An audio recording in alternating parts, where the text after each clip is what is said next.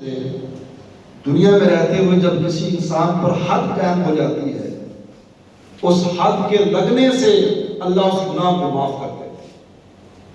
کسی آدمی نے زنا کیا ہے، شادی شدہ ہے، وہ اللہ کے ہاں توبہ کرنا چاہتا ہے، اس کی توبہ کا یہ طریقہ ہے، جب معاملہ پبلک میں آئے اور پھر اس کی توبہ کا ایک ہی طریقہ ہے، اور وہ یہ ہے کہ وہ اپنے آپ کو پیش کرے کہ مجھے رجم کر دیا جائے۔ جب اس کو اس انداز سے سنسار کر دیا جائے گا تو اس کی توبہ اللہ قبول فرما لیتے ہیں۔ جب معاملہ آپس میں اندر کے اندر خطا ہو، اس کو اوپن نہیں کرنا چاہیے، پھر اللہ سے معافی مانگے تو اللہ بہت بڑے گناہوں کو معاف کرتا ہے۔ معاملہ جب پبلک میں آتا ہے، سامنے آ جاتا ہے اور کیس چلتا ہے، معاملہ قاضی کے سامنے، جج کے سامنے آتا ہے، تو اس کے بعد پھر یہی آتا ہے۔ اللہ اکبر۔ اگر آپ نے کسی کو قتل کیا ہے، قتل کر دیا ہے، اور قتل کے بعد آپ یہ سمجھتے ہیں کہ بہت بڑا گناہ کیا ہے، آپ معافی مانگیں۔ اگر ان کے برا صاحب معاف کر دیتے ہیں تو اچھی بات ہے، دیت دے دیں، دیت پہ اگر وہ راضی ہو جاتے ہیں تو ٹھیک ہے، اگر نہیں ہوتے تو آپ کے اس جرم کی سزا یہ ہے، اگر آپ توبہ کرنا چاہتے ہیں، کھلے دل کے ساتھ قصاص کے لیے اپنے آپ کو پیش کریں۔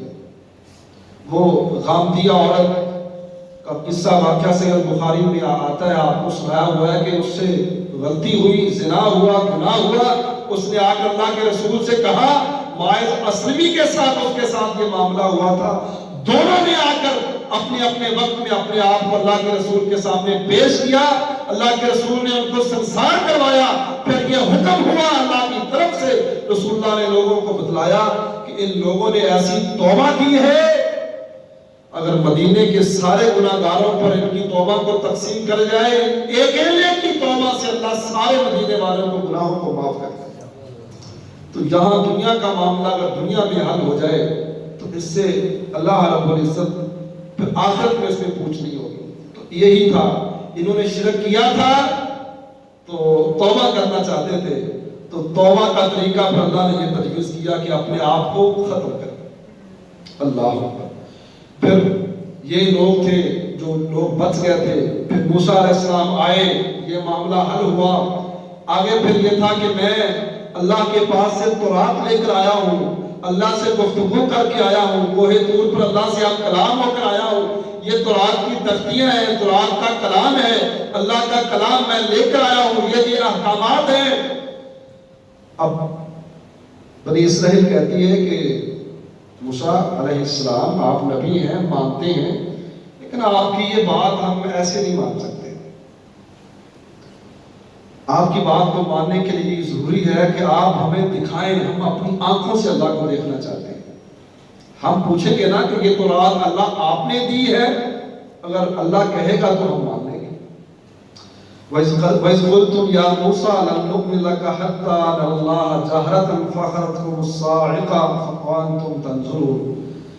انہوں نے یہ مطالبہ کیا، اللہ فرماتے ہیں اس وقت کو یاد کرو جب تم نے کہا تھا، اے یہودیو، اے بنی اسرائیل کے لوگوں، اس وقت کو یاد کرو جب تم نے یہ موسیٰ علیہ السلام سے کہا تھا، یا موسیٰ، اے موسیٰ علیہ السلام، لَن نُّؤْمِنَ لَكَ، ہم ہرگز آپ پر ایمان نہیں لاتے، ہم ہرگز آپ کی بات کو نہیں مانتے، حَتَّىٰ نَرَى اللَّهَ جَهْرًا، جب تک ہم اپنی آنکھوں سے واضح طور پر اپنے رب کو نہیں دیکھ لیتے۔ اللہ فرماتے ہیں یہ اتنی بڑی گستاخی تھی، یہ اتنا بڑا بہتان تھا، یہ اتنا بڑا مطالبہ اور گھٹیا مطالبہ تھا، دیکھا دیکھی فَأَخَذَتْكُمُ الصَّاعِقَةُ، آسمان سے ایک چنگاڑ آئی اور ان کو ملیا میٹ کر دیا، وَأَنْتُمْ تَنظُرُونَ، تم دیکھ رہے تھے۔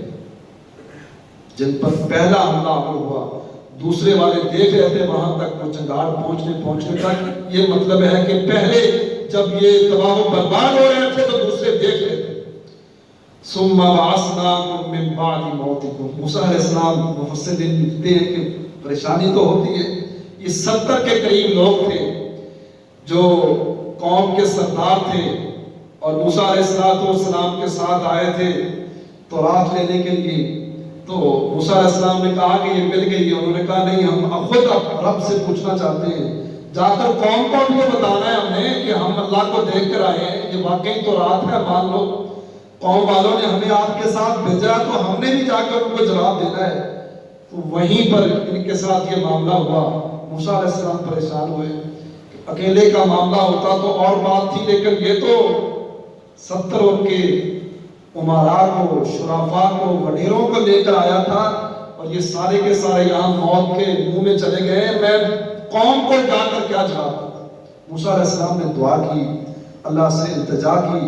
اللہ فرماتے ثم بعثناکم من بعد موتکم، تمہیں مارنے کے بعد پھر ہم نے تم کو زندہ کر دیا، لعلکم تشکرون، تاکہ تم شکر ادا کرو۔ اللہ اکبر۔ پھر یہاں سے جناب موسیٰ علیہ السلام تو رات مل گئی ہے، لوگ دوبارہ زندہ ہو گئے ہیں، جنہوں نے شرک کیا تھا ان کا خاتمہ ہو گیا ہے، سارے مواحد ہیں، ماننے والے ہیں، مطیع و فرما بردار ہیں۔ یہاں سے جناب موسیٰ علیہ السلام کو یہ حکم ہوتا ہے کہ آپ آگے چلیں بیت المقدس کی طرف۔ یہ سفر یہاں سے شروع ہوتا ہے، پھر ایک وادی صحرا، وادی سینا، وہاں پہ پہنچتے ہیں تو اللہ فرماتے ہیں وہاں پہ چٹیل میدان، کوئی سایہ نہیں ہے، کوئی درخت نہیں ہے، کھانے پینے کے لیے آس پاس تک کوئی چیز نہیں ہے۔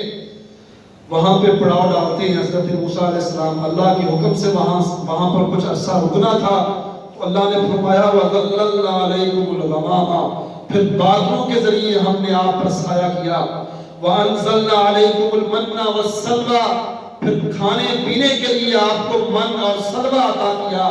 من یہ زمین سے اگنے والی کچھ بوٹیاں ہوتی تھی، جیسے ایک کھمبی یا دریائی علاقوں پر جو خردرو چیزیں اگتی ہیں، لیکن وہ چاشنی والی میٹھی ہوا کرتی تھی، ان کو پکانے کی بھی اتنی زیادہ ضرورت نہیں ہوتی تھی۔ اور سلوہ یہ بٹیر کی طرح کے کچھ پرندے تھے، غول کے غول آتے پکڑ کر ان کو جو ہے نا وہ روز کر کے کھا لیتے۔ کُلُوا مِن طَیِّبَاتِ مَا رَزَقْنَاکُمْ، ہم نے کہا کہ آسمانوں سے ہم نے آپ پر سایہ کر دیا ہے، کھانے پینے کے لیے من اور سلوہ عطا کر دیا ہے۔ کُلُوا مِن طَیِّبَاتِ مَا رَزَقْنَاکُمْ، جو کچھ پاکیزہ چیزیں ہم نے آپ کو دی ہیں یہ کھاؤ۔ وَمَا ظَلَمُونَا وَلَٰكِنْ كَانُوا أَنفُسَهُمْ يَظْلِمُونَ، لیکن ان لوگوں نے ہم پر کوئی ظلم نہیں کیا، انہوں نے اپنی جانوں پر خود ظلم کیا ہے۔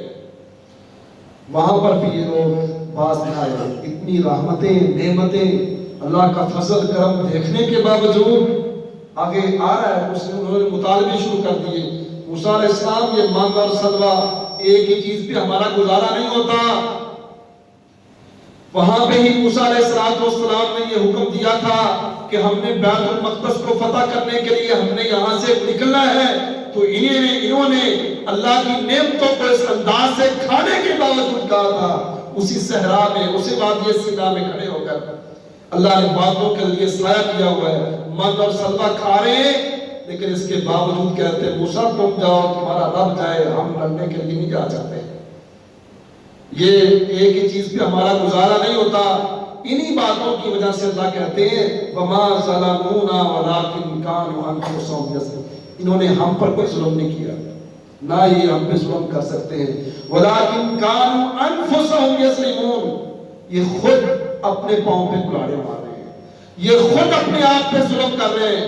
میں پہلے بھی گزارش کر چکا ہوں، ہم یہ نمازیں، یہ عبادتیں، حج، جہاد، زکات جو کچھ بھی کرتے ہیں یہ اپنے لیے کرتے ہیں، رب پہ احسان نہیں کرتے۔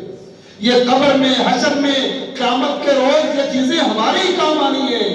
ساری کائنات کے سارے اگلے پچھلے سارے لوگ رب کے ہاں سجدہ ریز ہو جائیں، رب کی بادشاہ میں کوئی اضافہ نہیں ہوگا۔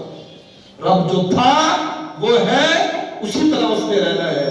یہ جو کچھ ہم کرتے ہیں یہ ہمارے ہی کام آنا ہے۔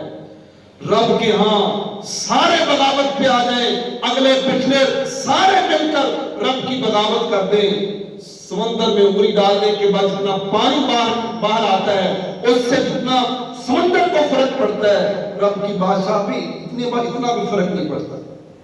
تو یہ سب کچھ ہم اپنے لیے کرتے ہیں۔ اللہ نے بنی اسرائیل پر واضح کر دیا تھا کہ ظلم اپنے آپ پہ کر رہے ہو، اپنے پاؤں پہ کلہاڑی مار رہے ہو، لیکن یہ ظلم ہم پر کوئی بھی نہیں کر سکتا۔